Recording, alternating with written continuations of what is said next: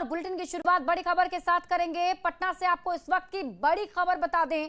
सूत्रों के हवाले से बड़ी खबर मिल रही है। चंदन मिश्रा की हत्या का मामला, हत्याकांड में इस्तेमाल बाइक बरामद कर ली गई है। दानापुर इलाके से बरामदगी की गई है। शूटर तौसीफ ने बाइक के बारे में जानकारी दी थी, जिसके बाद पुलिस की टीम ने ये बाइक बरामद कर ली है। तस्वीरें आपकी टीवी स्क्रीन पर आपको दिखा रहे हैं। ये उस दिन की तस्वीर देखिए, ये वही बाइक है जिस पर सवार होकर अपराधी पारस हॉस्पिटल पहुंचे थे और इस हत्याकांड को अंजाम दिया था। पुलिस रिमांड के दौरान जानकारी तौसीफ ने दी, जिसके बाद पुलिस की टीम ने इसे बरामद कर लिया है। पुलिस ने बाइक बरामद किया है। हाथी थाना खाना मोड़ के पास सड़क किनारे ये बाइक मिली है।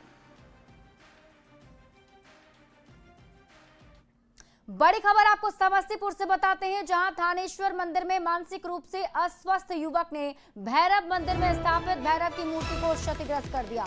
इस घटना के बाद आक्रोशित लोगों ने युवक को रस्सी से बांधा और जमीन पर घसीटते हुए उसे मंदिर परिसर से बाहर लाया। फिर भीड़ ने उसके साथ जमकर मारपीट की। करीब 1 घंटे तक नगर थाने के ठीक पास ये सब कुछ होता रहा, लेकिन पुलिस ने पहुंचने में देर लगा दी। बाद में पुलिस मौके पर पहुंची, युवक को हिरासत में ले ली है। थानेश्वर मंदिर में हंगामा करने वाले युवक का नाम मिथिलेश कुमार बताया जा रहा है। मिथिलेश के भाई अविनाश कुमार ने बताया कि मिथिलेश शारीरिक तौर पर मजबूत है, लेकिन मानसिक रूप से अस्वस्थ है। रक्सौल स्टेशन पर सीबीआई ने रेड किया है। सीबीआई ने रक्सौल जंक्शन के वाणिज्य अधीक्षक माणिक चंद और parcel booking clerk Viresh Kumar को गिरफ्तार कर लिया। बताया जा रहा है कि पार्सल बुकिंग में हेरफेर करने के लिए वाणिज्य अधीक्षक ने 90,000 रुपए की डिमांड की थी। उस पैसे में से 20,000 रुपया parcel booking clerk Viresh Kumar ले रहा था। उसी दौरान पहले से जाल बिछाए सीबीआई की टीम ने वीरेश को गिरफ्तार कर लिया। पूछताछ में वीरेश ने बताया कि यह पैसा वाणिज्य अधीक्षक के कहने से लिया जा रहा था। वाणिज्य अधीक्षक समस्तीपुर गया था। सीबीआई की टीम ने समस्तीपुर से वाणिज्य अधीक्षक माणिक चंद को भी गिरफ्तार कर लिया है। पटना से आपको बड़ी खबर बता रहे हैं। पूर्व विधायक बीमा भारती की मुश्किलें बढ़ने वाली हैं। विधायकों की खरीद फरोख्त मामले से जुड़ा ये पूरा मामला आपको बता रहे हैं। बीमा भारती को दोबारा नोटिस जारी किया गया है। ईओयू की टीम ने दोबारा नोटिस बीमा भारती को जारी किया है। 29 जुलाई को फिर से हाजिर होने का निर्देश दिया गया है। अगर उपस्थित नहीं होती हैं तो कोर्ट के जरिए वारंट जारी किया जाएगा। और पटना से बड़ी खबर है, विधायकों की खरीद फरोख्त मामले से जुड़ी बड़ी खबर आपको बता दें। ईओयू के सामने हाजिर हुए सन्नी कुमार। 4.5 घंटे तक ईओयू की टीम ने पूछताछ की है और ईओयू सूत्रों के हवाले से खबर है कि पूछताछ में सन्नी कुमार ने कई खुलासे किए हैं। रांची में विधायकों के ठहरने के लिए होटल का इंतजाम किया गया था। सन्नी कुमार ने संजय पटेल के कहने पर होटल बुक करवाए थे। पूछताछ के बाद कई लोग ईओयू की रडार पर हैं। छपरा से बड़ी खबर मिल रही है। युवक से 7 लाख रुपए की छिनतई की खबर है। बाइक सवार को धक्का देकर 7 लाख की छिनतई की गई। एसएसपी ने घटना को संदिग्ध बताया है और जांच अभी भी जारी है। छपरा के एकमा थाना क्षेत्र के रेल पुल की घटना बताई जा रही है। तो इस वक्त की बड़ी खबर आपको बता रहे हैं, युवक से 7 लाख रुपए की छिनतई की गई। जानकारी के मुताबिक बाइक सवार युवक को धक्का दिया गया और उसके बाद उससे रुपए छीन लिए। हम लोगों ने पूछताछ शुरू की है तो मामला संदिग्ध प्रतीत हो रहा है। ये पैसे कहां से ले जा रहे थे, किसके पास ले जा रहे थे, क्यों ले जा रहे थे। इसके साथ ही बहुत सारे प्रश्न ऐसे आए हैं जो कि मामला संदिग्ध प्रतीत हो रहा है। और वहां पर 2 साक्षी भी मिले हैं जिन्होंने बैग ले जाते नहीं देखा है। नालंदा से बड़ी खबर आपको बताते हैं, दारोगा ने खुद को गोली मार ली है। राम पुकार यादव उनका नाम बताया जा रहा है, जिन्होंने खुद को गोली मारी है, जिनकी हालत गंभीर बताई जा रही है। पटना रेफर किया गया है। दारोगा राम कुमार यादव 112 पर तैनात थे। हरनौत थाना परिसर का ये मामला है। तो नालंदा से ये बड़ी खबर आपको बता रहे हैं। घटना नालंदा जिले के हरनौत थाना परिसर से आ रही है, जहां देख सकते हैं किस तरह से यह हरनौत थाना परिसर है और यहां पर जो है एक दारोगा राम पुकार यादव है जो खुद को गोली मार ली है। हालांकि उन्हें गंभीर हालत में पटना रेफर किया गया है, लेकिन जो बताया जा रहा है कि यहां पर जो है राम पुकार यादव जो है 112 डायल 112 पर जो तैनात थे और यहां पर जो है आज खुद को गोली मारकर आत्महत्या का प्रयास किया गया है। फिलहाल घटना के बाद जो है वरीय पुलिस अधिकारी जो है यहाँ पर घटनास्थल पर पहुंच चुके हैं। आप देख सकते हैं कई थानों की पुलिस भी यहाँ पर पहुंची हुई है और पूरे थाना परिसर को जो है बाहर से गेट बंद करके जो है यहाँ पर जो है पूरे मामले की जांच में जुटे हैं। घटना के बाद जो है पुलिस जो है पूरे थाना परिसर को अपने घेराबंदी में ले लिया है और पूरे मामले की जांच में जुटी हुई है कि आखिर घटना का कारण क्या है और किस कारण जो है खुद को गोली मारे हैं। यह जांच के बाद ही स्पष्ट पता चलेगा। नालंदा से न्यूज 10 के शिव कुमार। सासाराम अनुमंडल के बांसा में शराब के कारोबार में संलिप्त एक पति ने विरोध करने पर पत्नी की पिटाई कर दी। धारदार हथियार से हमला करने की कोशिश की गई। घायल पत्नी मीना देवी का अस्पताल में इलाज जारी है। पत्नी मीना देवी ने बताया कि उसका पति जितेंद्र चौधरी शराब लाने और पहुंचाने का काम करता है। जब इसका विरोध किया तो पति ने पत्नी के साथ मारपीट कर दी। घायल ने अपनी पति की शिकायत पुलिस में भी की है। मामले की जाँच जारी है। दारू जालन लिया उहे डाटला खातिर 4 गो हमर बाल बच्चा बा रोज माना करम नत लाओ तब लिया हम ओकरा से हमरा फायदा कौन नहीं तो लियाला से का हमरा मतलब बा उहे कहला खातिर उनकर माई दे के 2 दिन से पैसा दारू पियावत तड़ी उहे बोलाला खातिर लगलिन मारे वो मारे लगलन चाऊ मैं तहस नहस कर देलन। रात भर हमके गली में रखले बाड़न आ उठैलन पसूल काटे लगलन। उ तो लड़की रहीसन तो जाके गाड़ी खोलली सन बहरी के जाके जी में जी बक्सल गली में भगनी। मोतिहारी में एक युवक की मौत की खबर मिल रही है। साइबर ठगी से जुड़ी ये पाई गई। बीते दिनों सालों से डेटा ऑपरेटर के पद पर कार्यरत सुमित मानसिक तनाव में था। तनाव के बीच युवक की ब्रेन हेमरेज से मौत हो गई। घटना के बाद युवक के पिता ने बेटे के खाते की जांच कर 4.5 लाख रुपए की ठगी की शिकायत दर्ज कराई। पुलिस ने जांच में खुलासा किया है कि यह मामला कुख्यात बॉस गैंग से जुड़ा है।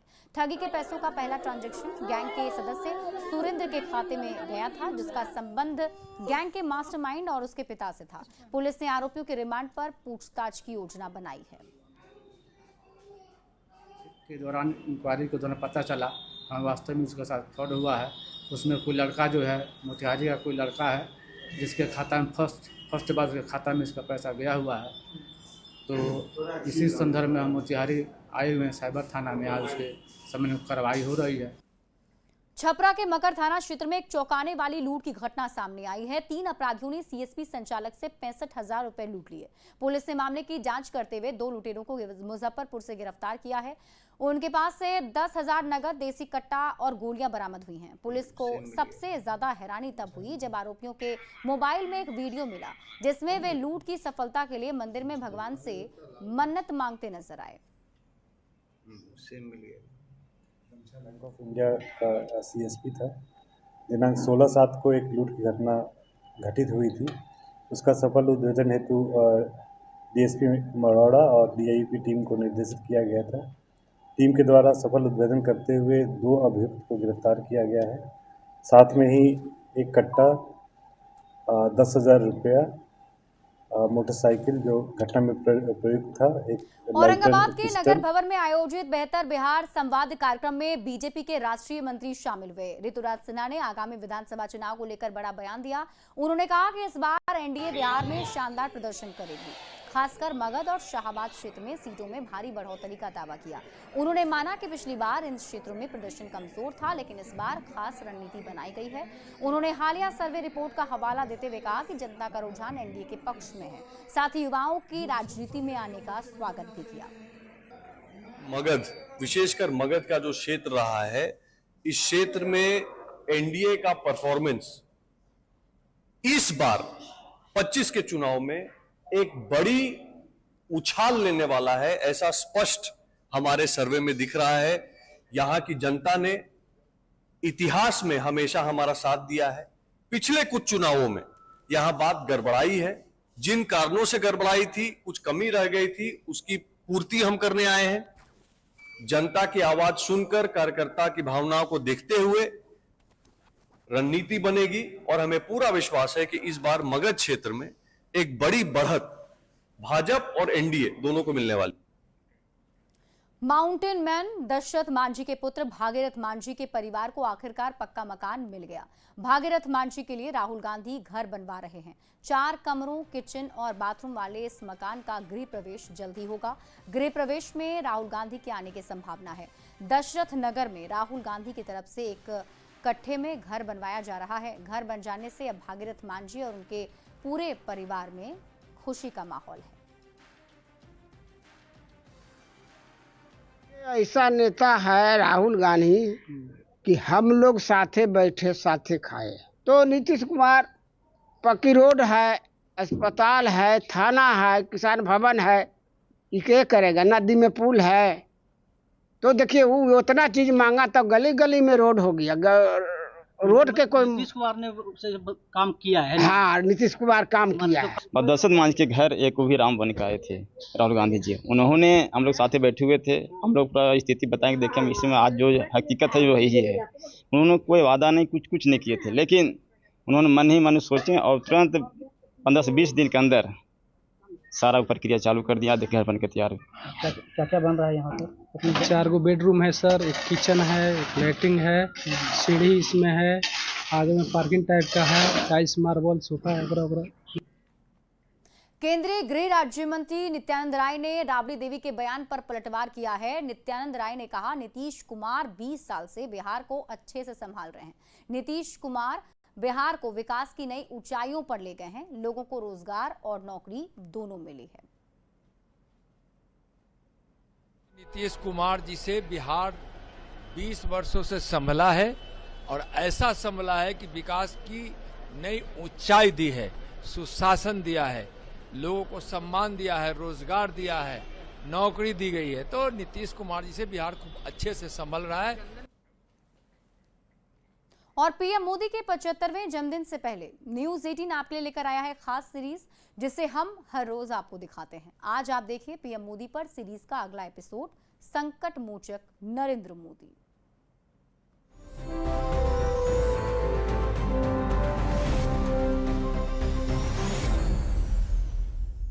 नरेंद्र मोदी को जानने वाले उन्हें संकट का साथी कहते हैं। हादसों और आपदाओं के बीच फंसे इंसानों के वो सबसे बड़े मददगार बन जाते हैं। कई हादसों में नरेंद्र मोदी ने जान हथेली पर रखकर राहत बचाव के काम किए हैं। संकट काल में नरेंद्र मोदी का दिमाग ज्यादा तेज चलने लगता है।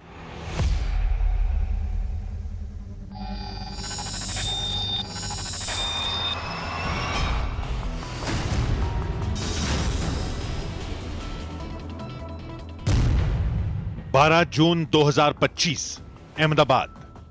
एयर इंडिया की फ्लाइट नंबर AI 171 उड़ान के कुछ सेकंड बाद धड़ाम हो गई। प्लेन क्रैश के साथ धमाका हुआ।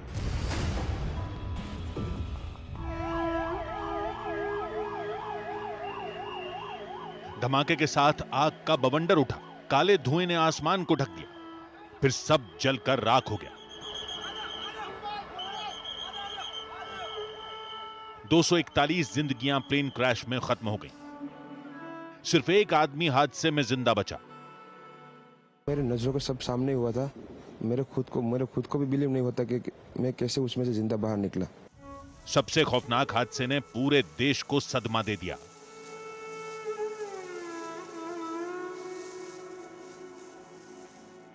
संकट की उस घड़ी में नरेंद्र मोदी अगले ही दिन अहमदाबाद पहुंचे।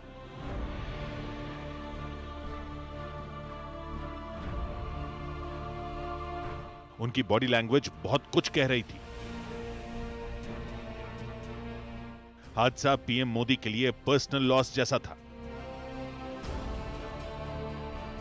उनकी चाल ढाल और चेहरे पर तैरती उदासी मन का हाल बता रही थी। पीएम मोदी ने प्लेन हादसे में जीवित बचे विश्वास कुमार रमेश से बहुत देर तक बातें की। पीएम की मौजूदगी, उनकी हौसला अफजाई और अपनापन लोगों के लिए मरहम का काम कर गया। नरेंद्र मोदी का यह जादुई असर तब से है जब वो किसी बड़े पद पर भी नहीं थे। वो 26 जनवरी 2001 की सुबह थी। देश 51वां गणतंत्र दिवस मना रहा था। नरेंद्र मोदी भारतीय जनता पार्टी के संगठन मंत्री थे। वो भी दिल्ली में थे। सुबह 8:46 पर मनहूस खबर गुजरात से आई।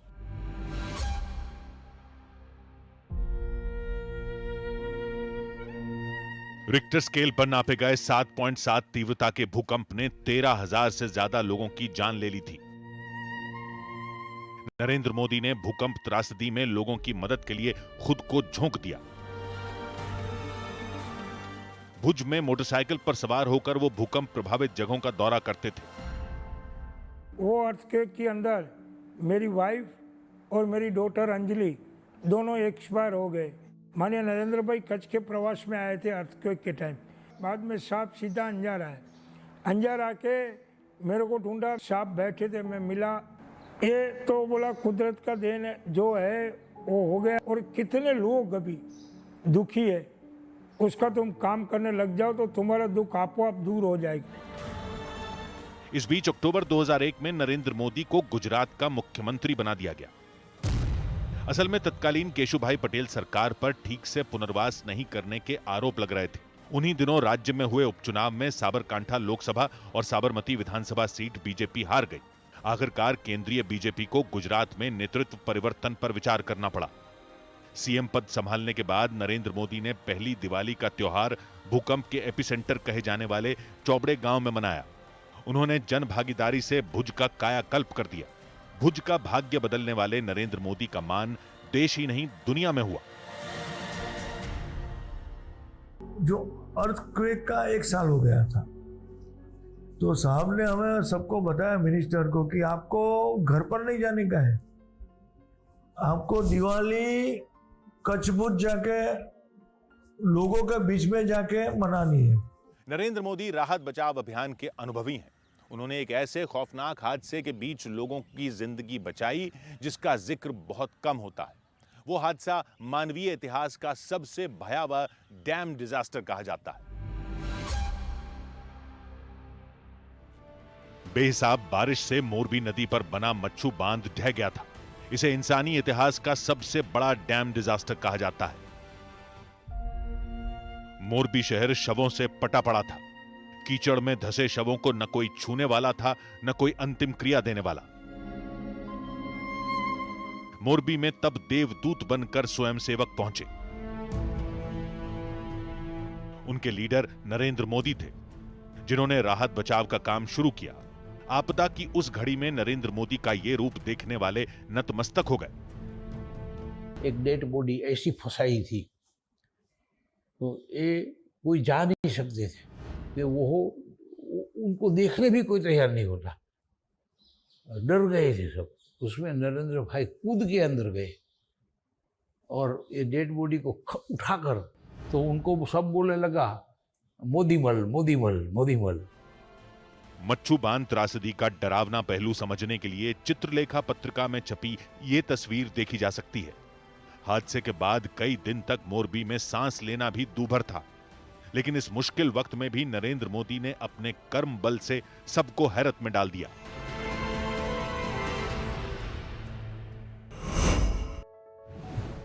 पीएम मोदी पर न्यूज 18 की खास सीरीज जारी है।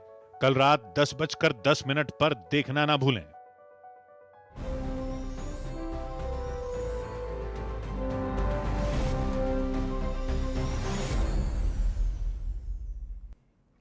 और इसी के साथ इस बुलेटिन में अभी के लिए बस इतना ही। आप देखते रहिए न्यूज 18 बिहार झारखंड।